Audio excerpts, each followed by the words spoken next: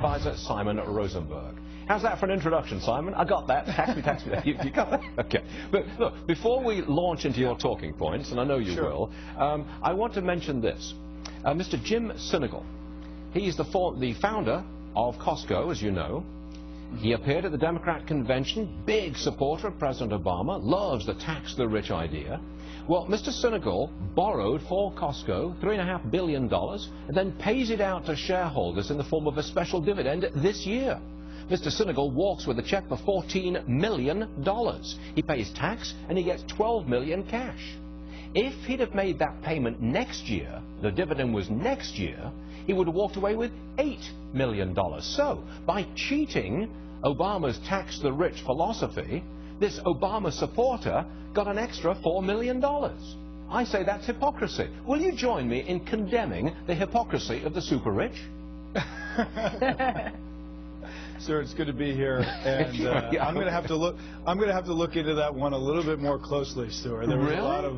But you do remember Jim Sinegal now, don't you? Of course, of course. Yeah. But look, I think what I just want to say is that I think there's progress being made on these negotiations, and I think we're getting closer to a deal before Christmas. Yeah, okay. And you really want the bottom line is, and look, I agree with you, by the way. I do agree with you. I don't know about a deal before Christmas, but I am sure that the president will insist on taxing the rich. I think it's written law. Get out there, the rich are going to pay more money at the beginning of next year. I think we agree on that, right?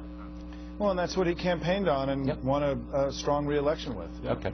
Now, if there is no agreement, the Republicans will get the blame, won't they? Because they rejected this deal, this generous offer that came from President Obama. I think what's important for viewers to know is that there is a plan on the table. It's the fiscal cliff. I mean, we'll have very large tax increases for everybody and very modest spending cuts. The president has proposed something that would forestall that, which the Republicans don't like very much. And I think what's going to be interesting now is, can the Republicans offer publicly an alternative either to the fiscal cliff or what the president is offering. The president's plan was put on the table last week. It was not met well by Speaker Boehner and by others.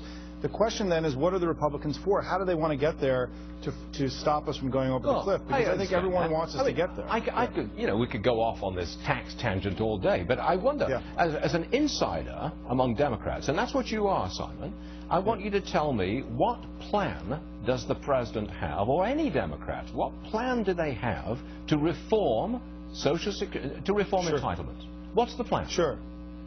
So first of all, if you remember well, Stuart, Mitt Romney and the Republicans beat up on President Obama for the last 3 years for cutting Medicare by $716 billion.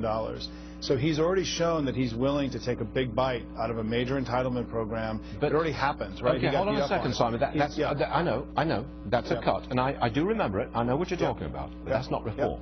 That is not reforming the structure of entitlement programs, and that's the issue, isn't it?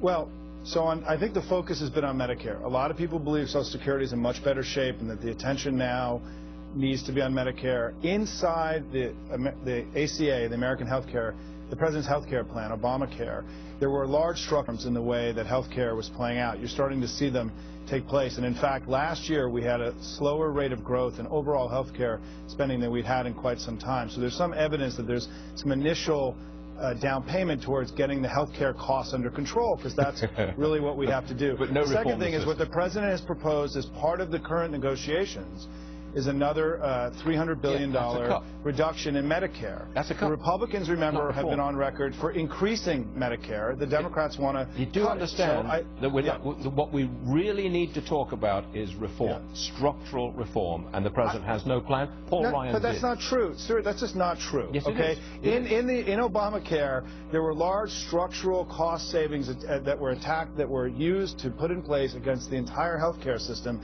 They're just beginning, right? We haven't seen them play out, and certainly we're going to have to be coming back every year. I mean, remember, the budget is supposed to happen every year, not through these extraordinary negotiations, but usually through a committee process where people vote at the end of the day. The reason we're here at this moment is because the Republicans decided to take another course around the debt ceiling, which they're threatening to do again.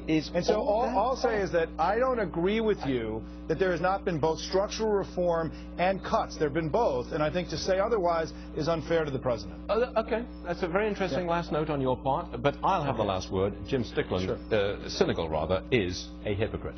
But let's not get into it now. You study up on that one, young Simon, and we'll talk about it later. Thanks very much, Simon. Thanks, Stuart. Several states propose longer school